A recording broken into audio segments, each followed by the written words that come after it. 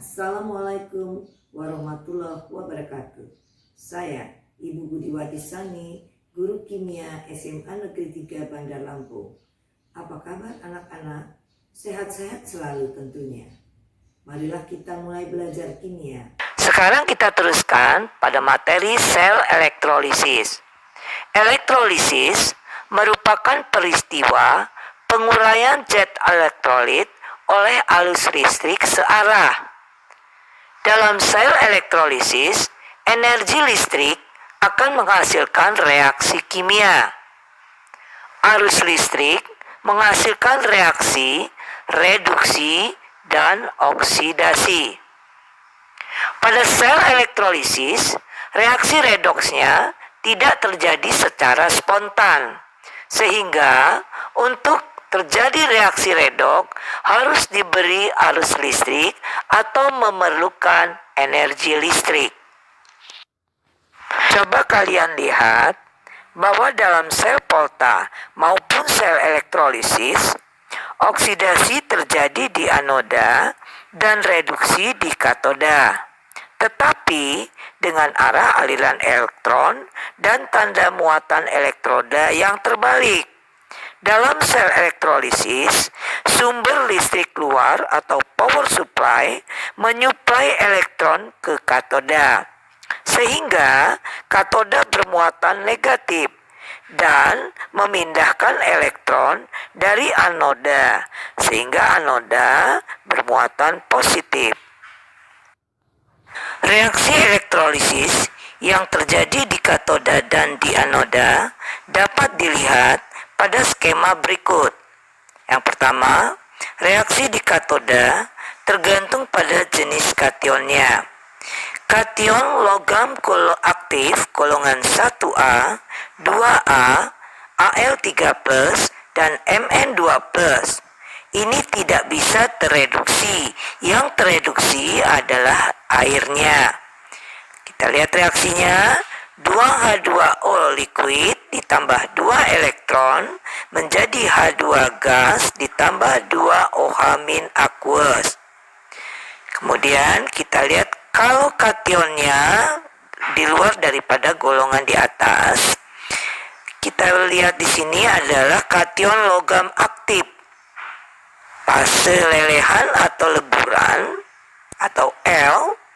Kation ini tereduksi, contohnya 2H+ ditambah 2 elektron menjadi H2 gas.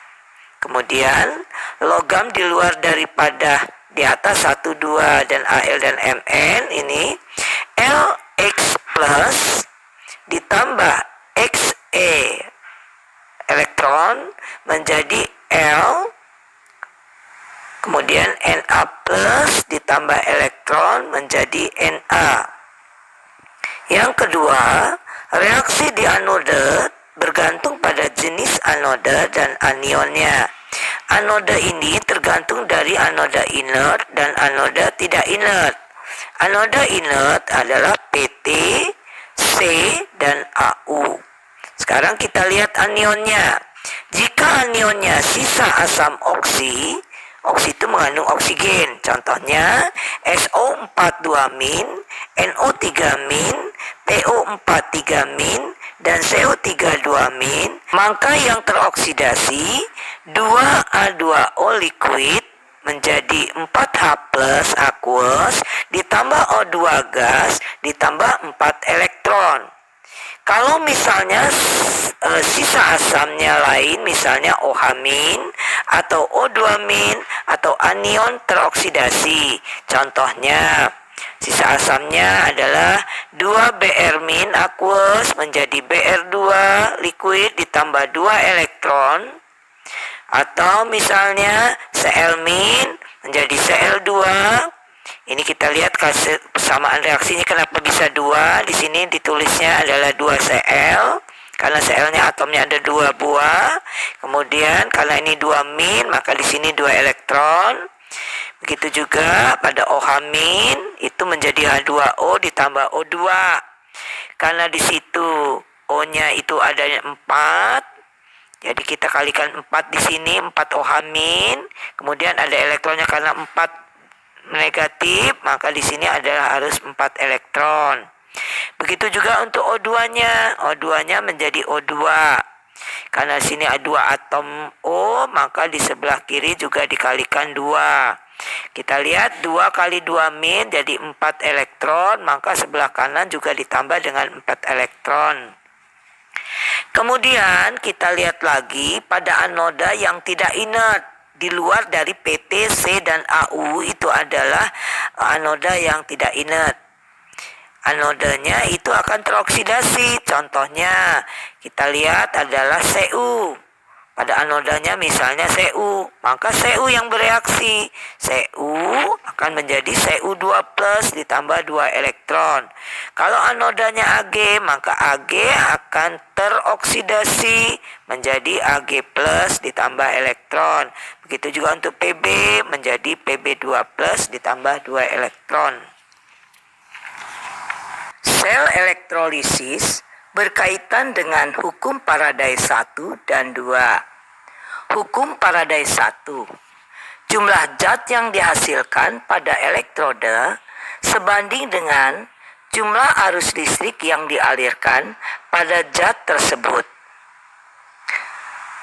Hukum Faraday 1. W sama dengan E kali I kali T per 96500. I kali T diganti dengan C. Jadi, W sama dengan E kali C per 96500.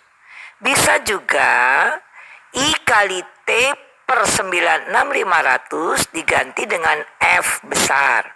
Jadi, W sama dengan E kali F. Keterangannya, W adalah berat zat endapan, satuannya adalah gram.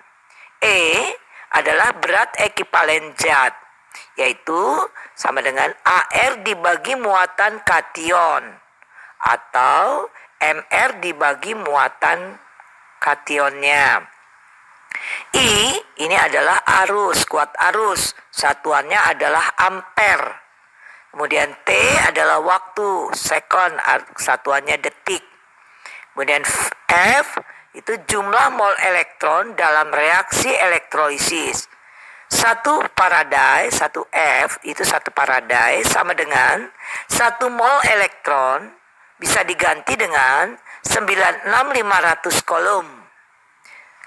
K, ketetapan elektrolisis, itu sama dengan 1 per 96500. Hukum Faraday 2. Hukum Faraday 2 berbunyi, jika arus listrik dialirkan ke dalam beberapa sel elektrolisis yang dihubungkan seri, jumlah berat zat-zat yang dihasilkan pada tiap-tiap elektroda sebanding dengan berat ekivalen tiap-tiap zat tersebut. Hukum Faraday 2 ini rumusnya sebagai berikut. W1 dibanding W2 sama dengan E1 dibanding E2. W1 berat endapan 1, W2 berat endapan 2, satuannya gram. E1 berat ekivalen zat 1, E2 adalah berat ekivalen zat kedua. E bisa diganti AR per valensi. Sekarang kita lihat contoh dari sel elektrolisis. Dalam 100 ml larutan PbNO3 2 kali 1 molar dialirkan arus sebesar 2 ampere selama 3 menit menggunakan AU sebagai anoda dan Fe sebagai katoda. A. Tuliskan reaksi elektrolisisnya. B. Tentukan penambahan berat satuannya gram pada katoda. C. Tentukan pH larutan jika volume larutan dianggap tidak berubah. ARPB 207 gram per mol. Sekarang kita lihat jawabannya untuk yang A. Dalam reaksi elektrolisisnya, PbNO32 kali aqueous akan menjadi Pb2 plus aqueous ditambah 2NO3 min aqueous. Pb2 plus bukan termasuk logam golongan 1A, 2A, Al3 plus, dan Mn2 plus. Maka Pb2 plus direduksi di katoda menjadi Pb. Pada reaksi di anoda, kita lihat anoda yang digunakan adalah Au. Au termasuk anoda inert. Anion yang berasal dari sisa asam oksi, yaitu NO3-, ini yang teroksidasi adalah air di anoda. Persamaan reaksinya kita lihat pada katoda Pb2 plus aqueous ditambah 2 elektron menjadi Pb solid. Pada anoda 2H2O liquid menjadi 4H plus aqueous ditambah O2 gas ditambah 4 elektron. Untuk menghilangkan elektron, maka pada katoda dikalikan 2, pada anoda dikalikan 1, sehingga elektronnya bisa kita coret. Kalau kita jumlahkan, maka 2Pb2 plus ditambah 2H2O menjadi 2Pb solid ditambah 4H plus aqueous ditambah O2 gas. Yang B, kita menentukan penambahan berat gram di katoda. Pada katoda itu Pb2 plus menjadi Pb. Sekarang kita lihat, pada katoda terjadi pengendapan Pb, penambahan berat katoda sama dengan berat Pb yang mengendap. P sama dengan E kali I kali T per 96.500. Bisa diganti dengan ARPB dibagi valensi Pb. Valensi Pb ini dapat kita lihat dari ion Pb2+, jadi valensinya 2. Jadi E sama dengan 207 dibagi 2. T di sini menggunakan waktu itu dalam satuannya detik. Jadi kalau dia 3 menit, 3 kali 60 sama dengan 180. Kalau begitu W sama dengan 207 dibagi 2 dikali 2 dikali 180 dibagi 96.500 sama dengan 0,386 gram. Jadi berat katoda yang bertambah sebesar 0,386 gram. Yang C, tentukan pH larutan jika volume larutan dianggap tidak berubah. Kita lihat di sini, jumlah mol elektron yang mengalir dalam larutan. Mol elektron itu rumusnya adalah I kali T per 96.500. Jadi I-nya diganti 2 kali 180 per 96.500 sama dengan 0,0037 mol. Pada anoda, mol elektron sama dengan mol H+, sama dengan 0,0037 mol. Sekarang kita menghitung molaritas H+-nya. Sama dengan molaritas itu rumusnya adalah mol H+ dibagi volume larutan. Mol H+ 0,0037 mol, sedangkan volume larutan itu 100 ml, kita jadikan liter, 100 dibagi 1000 itu 0,1 liter. Jadi 0,0037 dibagi 0,1, jawabannya adalah 0,037 molar. Kalau kita jadikan pangkat 10 pangkat min 2, maka 3,7 kali 10 pangkat min 2 molar. Jadi pH larutan sama dengan min log konsentrasi H+. Min log 3,7 kali 10 pangkat min 2. Pangkat min 2 ini pindah ke ini, kali min jadi 2. 2 min log 3,7. Log 3,7 itu sebesar 0,57. Jadi pH larutan 2 dikurang 0,57 sama dengan 1,43.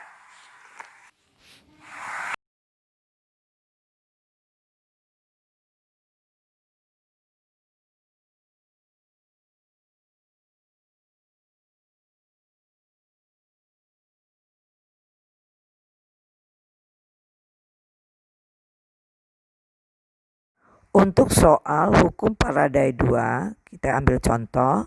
Dua buah sel masing-masing berisi larutan PbSO4 dan larutan CdSO4 dielektrolisis bersama-sama. Jika pada sel Sekarang pertama kita lihat terbentuk endapan logam Pb sebanyak 4,14 dibanding gram, WCD tentukan sama dengan endapan EPB CD yang dibanding terbentuk. ECD. WPB ini berat PB sebesar 4,14 dibanding WCD sama dengan ARPB bervalensi PB dibanding ARCD bervalensi CD. 4,14 dibanding WCD sama dengan, kita ganti ARPB 207 dibagi valensi PB itu 2, kemudian dibanding ARCD itu 112, valensi CD itu 2, dari CD 2 plus. Kemudian kita lihat WPB itu 4,14, WCD sama dengan 207 dibagi 2 itu 103,5 dibanding 112 dibagi 2 itu adalah 56. Masih ingat rumus A dibanding B sama dengan C dibanding D. B kali C sama dengan A kali D. Kita masukkan dalam persamaan.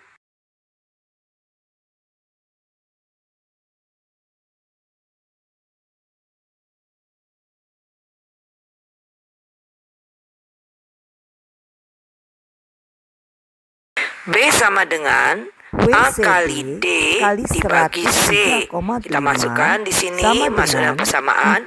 WCD sama dengan 4,14 dikali 56 dibagi 103,5 sama dengan 2,24 gram. Kita sudah belajar tadi tentang kimia. Apakah sudah mengerti anak-anak? Kalau sudah mengerti, maka kita akhiri pelajaran hari ini. Wassalamualaikum warahmatullahi wabarakatuh.